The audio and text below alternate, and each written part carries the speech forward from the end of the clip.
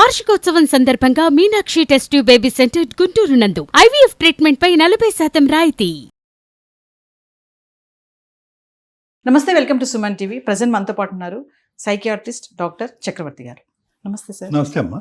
Doctor గారు, ఇప్పుడు corona వార్తలు ఇటీవల మనం బాగా వింటున్నాం. అంటే ప్రజల్లో మరి ఇది మళ్ళీ భయపడిపోవాల్సినటువంటి పరిస్థితి అంటారా, లేదంటే ఇది సహజంగానే అనుకోవచ్చా, ఏంటి అంటే ఒక్కసారి జనాలకి చూడండి అమ్మా, కరోనా అనేటటువంటిది అప్పుడు మనం కోవిడ్ టైం నుంచి ఇప్పటి వరకు అది కంప్లీట్గా ఏం డిసపియర్ అవ్వలేదమ్మా. ఓకే, సో వైరస్ అనేటటువంటిది మనం చాలా ఇన్ఫ్లుయెన్జా అండ్ ఈ కామన్ కోల్డ్ వైరసెస్ అనేటటువంటిది సర్వసహజంగా చూస్తూ ఉంటాం.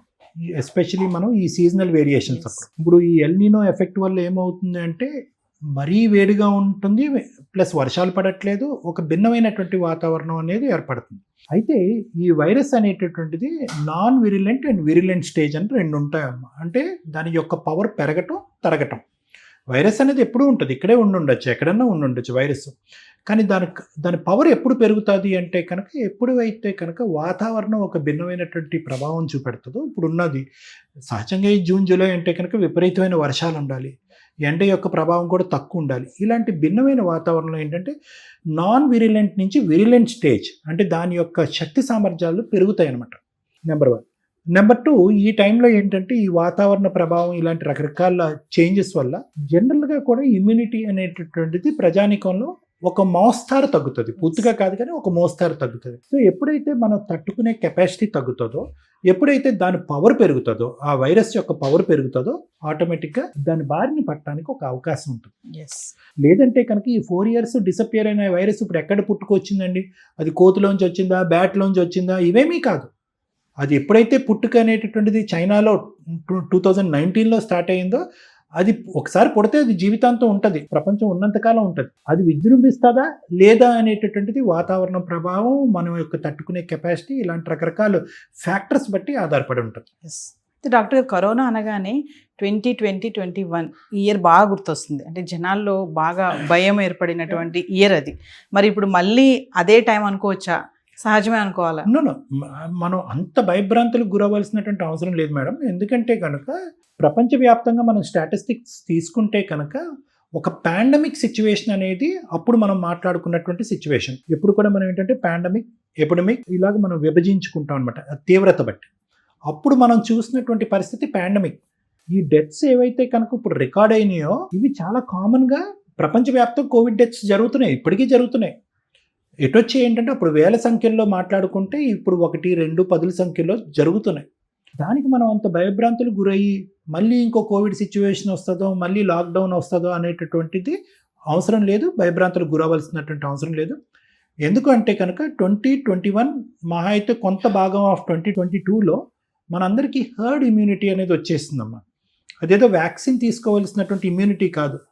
నా దగ్గర నుంచి మీకు, మీ దగ్గర నుంచి వాళ్ళకి, మీ కుటుంబ సభ్యులకి, మా కుటుంబ సభ్యులకి, అందరికీ కూడా ఒక కంప్లీట్గా బాగా విజృంభించేటటువంటి ఒక డిజీజ్ ప్యాటర్న్ కాకపోయినా ఒక సబ్ లెవెల్, అంటే సబ్ డిజీజ్ లెవెల్లో అందరికీ స్ప్రెడ్ అయిపోయింది. అది స్ప్రెడ్ అయిపోవడంతో మనందరిలో యాంటీ కరోనా యాంటీబాడీస్ వచ్చేసినాయి. యాంటీ కరోనా వైరస్ యాంటీబాడీస్ వచ్చేయటం వల్ల అవి మనం షేక్ హ్యాండ్ ఇవ్వటం ద్వారానో, ఫుడ్ తినటం ద్వారానో, రకరకాల తుమ్మటం, దగ్గటం ద్వారా వైరస్ అనేది స్ప్రెడ్ అవ్వకుండా యాంటీబాడీస్ స్ప్రెడ్ అయినాయి. సో మనందరం ప్రొటెక్టెడ్. ఒక విధంగా చూసుకుంటే మనందరం హెర్డ్ ఇమ్యూనిటీ రావటం వల్ల మనందరం అదృష్టవంతులం, ప్రపంచవ్యాప్తంగా ప్రొటెక్టెడ్.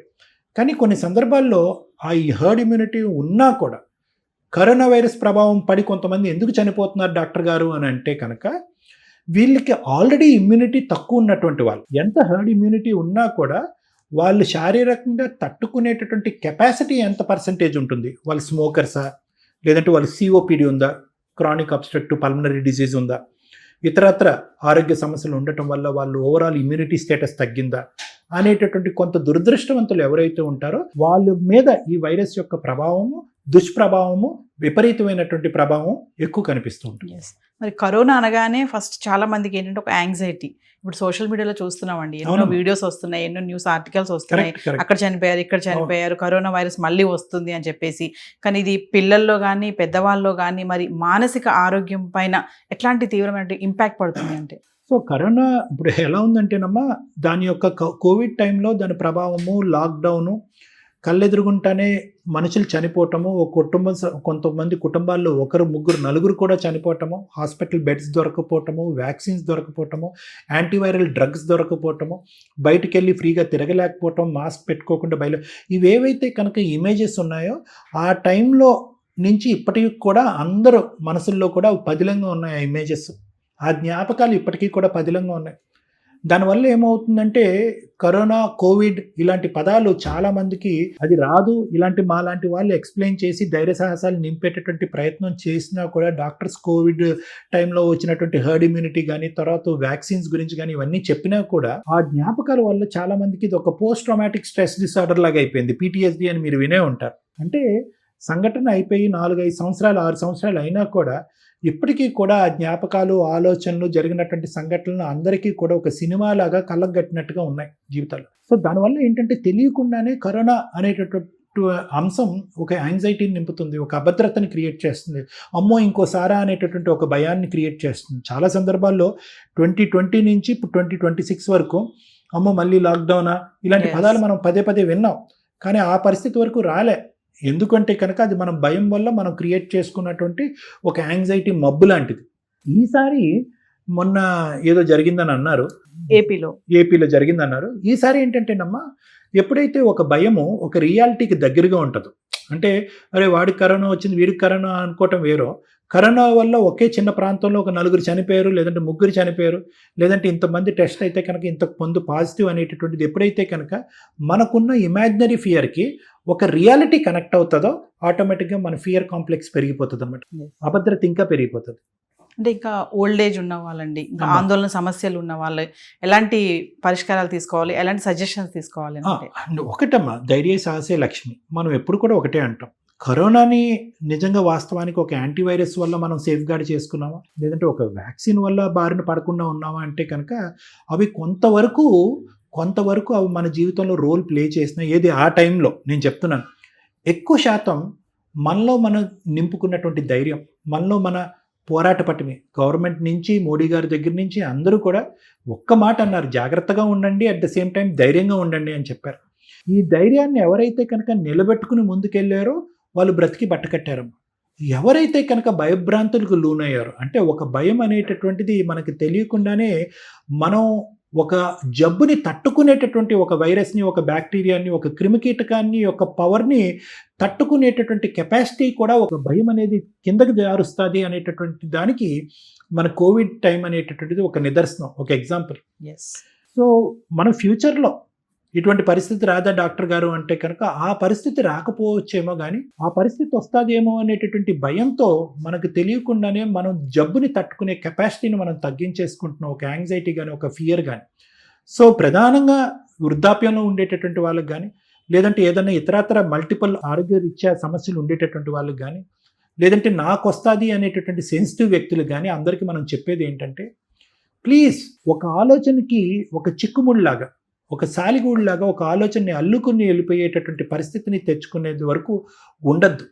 ఒక భయంతో కూడేటటువంటి ఆలోచనని వాస్తవానికి దగ్గరగా ఉందా లేదా, సైన్స్కి దగ్గరగా ఉందా లేదా అన్నది ఆలోచించుకోండి. అనవసరంగా ఒక ఆలోచనని దాన్ని అలా అల్లుకుంటూ వెళ్ళిపోయి ఒక ప్యానిక్, ఒక యాంగ్జైటీ డిసార్డర్ వస్తే కనుక ఆ డిసార్డర్ మీ ఇమ్యూనిటీని తగ్గిస్తుంది. మీరు సైంటిఫిక్ ఫ్యాక్ట్స్కి దగ్గరగా ఉండడానికి ట్రై చేయండి. ఎంతవరకు మీరు వినేటటువంటి వార్తల్లో నిజమో అబద్ధమో తెలుసుకునేటటువంటి ప్రయత్నం చేయండి. అందులో నిజం లేకపోతే కనుక దయచేసి ఆ భయం అనేటటువంటి భావాన్ని తీసి పక్కకు పడేసేయండి. ఒక భయంతో ఉండటం అనేటటువంటిది ఈజ్ ఈక్వల్ టు ఒక జబ్బుతో పాటు ప్రయాణం చేయటం.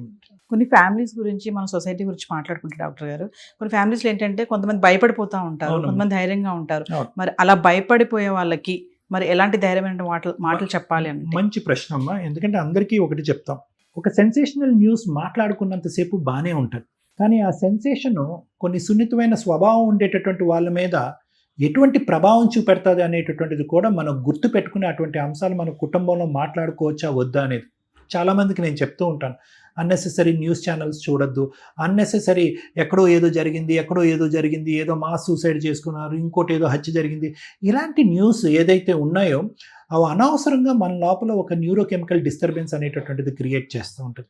సో మన కుటుంబంలో ఎటువంటి వార్తల గురించి మాట్లాడుకోవాలి, మాట్లాడుకోకూడదు, ఎటువంటి ఛానల్స్ చూడాలి, చూడకూడదు అనేటటువంటిది మన కుటుంబ సభ్యుల యొక్క వైఖరి, ఆలోచన, వ్యక్తిత్వం బట్టి అటువంటివి డిస్కస్ చేసుకుంటే మంచిది. అనవసరమైనటువంటి సబ్జెక్ట్స్ మాట్లాడుకోవటం, భయానికి లోన్ అవటం, తర్వాత ఏమీ లేదులే అని చెప్పి వదిలేయటం అనేటటువంటిది ఒక పరిపాటి అయిపోయింది.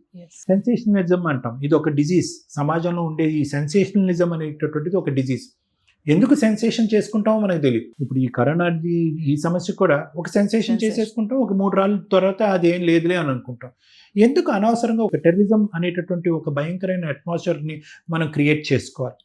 అది క్రియేట్ చేసుకున్న తర్వాత మళ్ళీ అది తగ్గించుకోవాలి. ప్రత్యేకంగా పిల్లలు, నేను చెప్పేది ఏంటంటే కనుక పిల్లలు యూజువల్గా అడ్వెంచరస్ న్యూస్కి చాలా ఈజీగా గ్రాప్ చేసుకుంటారు. ఇప్పుడు ఇదే డిస్కషన్ మన ఇంట్లోకి వెళ్ళి, మరి నీకు తెలుసా పలానా ప్రాంతంలో 4 కరోనా వల్ల డిజీజ్ చనిపోయారు అనగానే పిల్లలు అనవసరంగా ఉలిక్కి పడతారు, భయభ్రాంతులకు లోనవుతారు, రాత్రి నిద్రపోరు, కొంతమందికి పీడకలు వస్తూ ఉంటాయి. అటువంటి అట్మాస్ఫియర్ అనవసరంగా ఏంటంటే పిల్లలు ఎదురుగుంటే డిస్కస్ చేయకూడదు.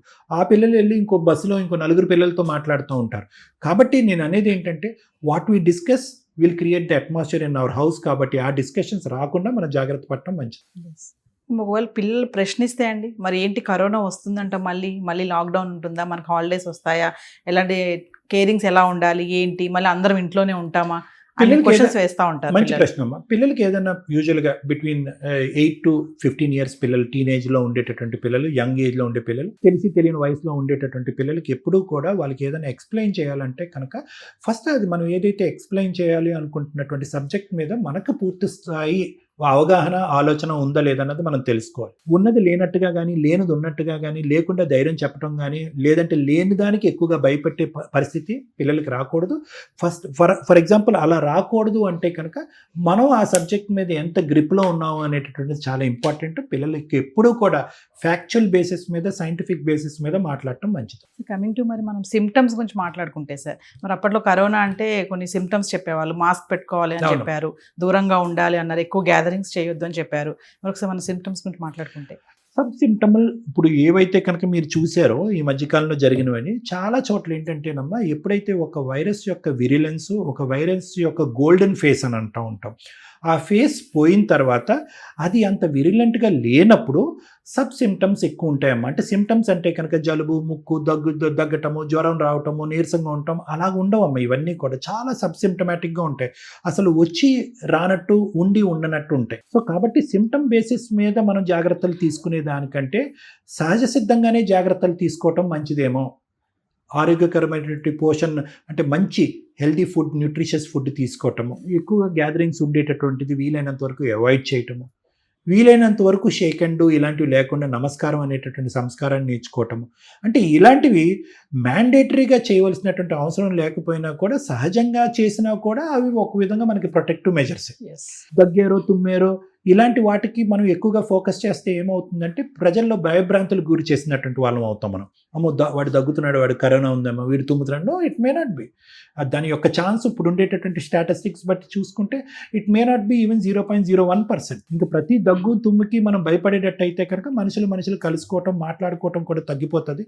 అవసరం లేకుండా మాస్కులు, అవసరం లేకుండా శానిటైజర్లు వాడేసేటటువంటి ఆ పాత పరిస్థితికి మనం వెళ్ళిపోతూ ఉంటాం.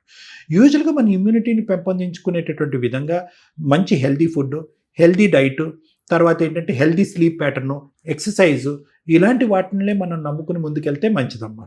నెంబర్ 1, వీలైనంత వరకు మాసెస్ ఉండేటటువంటి క్రౌడెడ్ ఏరియాస్ని అవాయిడ్ చేయడం మంచిది. వీలైనంత వరకు skin to skin contact, hand to hand touch, కరచాలను చేయడం అనేటువంటిది అవాయిడ్ చేస్తే మంచిది. అప్పుడు తీసుకునేవే, but at lesser intensity. So doctor గారు, అయితే ఇందాక మీరు అన్నారు యాంగ్జైటీ డిజార్డర్ అని చెప్తున్నారు కదా, మరి ఎలాంటి లక్షణాలు కనిపిస్తే ఇమీడియట్లీ సైకియాట్రిస్ట్ని కలవాలి అంటే? సో యూజువల్గా ఇలాంటి వాటిలో యాంగ్జైటీ డిసార్డర్ ఏంటేనమ్మా, మనం మాట్లాడేసి వదిలేస్తూ ఉంటాం. ఇప్పుడు మీరు మాట్లాడారు, నేను మాట్లాడేసాను, ఈ సబ్జెక్ట్ ఇంటి వదిలేసి ముందుకు వెళ్ళిపోతాం.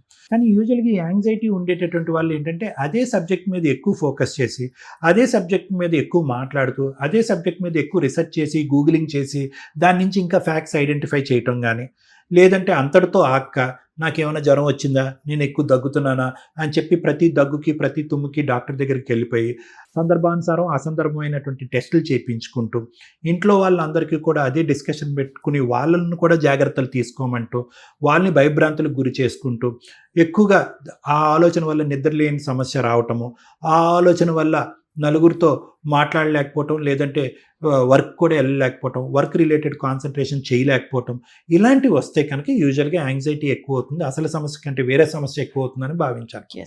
దాన్ని యాంగ్జైటీ డిసార్డర్ అంటాం. పానిక్ అటాక్స్, కరోనా లక్షణాలు ఇవన్నీ ఒకటే అనుకోవచ్చా అండి? అంటే యూజువల్గా ఏమవుతుందంటేనమ్మా, యాంగ్జైటీ ఎంత విచిత్రమైన మానసిక సమస్యలు, ఎంత విచిత్రమైన సమస్యలు అంటే, నువ్వు ఏదైతే ఊహించుకుంటావో, ఏదైతే ఆలోచించుకుంటావో అది నీ పక్కన వచ్చి కూర్చుంటుంది. ఇప్పుడు నేను ఇలా కూర్చున్నాను, నాకు జ్వరం వచ్చిందేమో అంటే వాడికి జ్వరం వస్తుంది. నాకు నిద్ర పట్టట్లేదంటే పట్టదు. నాకు ఏదో తెలియని సమస్య వచ్చిందేమో అంటే కనుక తెలియని సమస్య. సో నేను అనేది ఏంటంటే కనుక, కరోనా ప్రస్తుతం ఉండేటటువంటి పరిస్థితి కంటే మనకు తెలిసి తెలియకుండా పెంచుకుని పెద్ద చేసుకునేటటువంటి యాంగ్జైటీ ప్రాబ్లమే ఎక్కువ. కాబట్టి ముఖ్యంగా కావాల్సింది ఏంటంటే అవగాహన, అన్నెసెసరీ ఇన్పుట్ స్ప్రెడ్ చేయకుండా ఉండటము, అన్నెసరీ డిస్కషన్స్ ఎంకరేజ్ చేయకుండా ఉండటం. అవగాహన అనేది చాలా ఇంపార్టెంట్. సో డాక్టర్ గారు, మరి ఫైనల్లీ ఒక సైకియాట్రిస్ట్గా మరి మీరు ప్రజలకు ఇచ్చేటటువంటి సలహాలు కానీ సూచనలు ఏమైనా? ప్రజలందరికీ చెప్పేది ఏంటంటే, అనవసరంగా భయభ్రాంతులు గురవ్వాల్సినటువంటి అవసరం లేదు. ఎవరో అది చెప్పారు అనేటటువంటి మాటలు నమ్మవలసినటువంటి అవసరం లేదు. మనం సైంటిఫిక్ బేసిస్ మీద సైన్స్కి దగ్గరగా ఉందాం. ఎందుకంటే ఒకప్పుడు ఆ టైంలో మనం డీల్ చేయలేనటువంటి కరోనాకి వర్స్ట్ కమ్ సినారియో వచ్చిందే అనుకోండి, దాన్ని డీల్ చేయగలిగేటటువంటి కెపాసిటీలో సైన్సు, సైంటిఫిక్ ప్రాసెస్, డాక్టర్స్ అందరూ రెడీగా ఉన్నారు. దానికి సంబంధించినటువంటి వ్యాక్సిన్స్ ఉన్నాయి, దానికి సంబంధించినటువంటి యాంటీవైరల్ డ్రగ్స్ ఉన్నాయి. మీకు మీరుగా అనవసరంగా భయభ్రాంతులకు గురవ్వకండి, యాంగ్జైటీకి లోనవ్వకండి. మూడోది ఏంటంటే, సహజ సిద్ధమైనటువంటి ఇమ్యూనిటీని పెంపొందించుకునే ప్రయత్నం చేయండి. టైంకి పడుకోండి, తినండి, లెగండి, పోషక విలువైనటువంటి ఆహార పదార్థాలతో కూడినటువంటి డైట్ని నమ్మండి, ఫిట్నెస్ అండ్ ఎక్సర్సైజ్ చేయండి.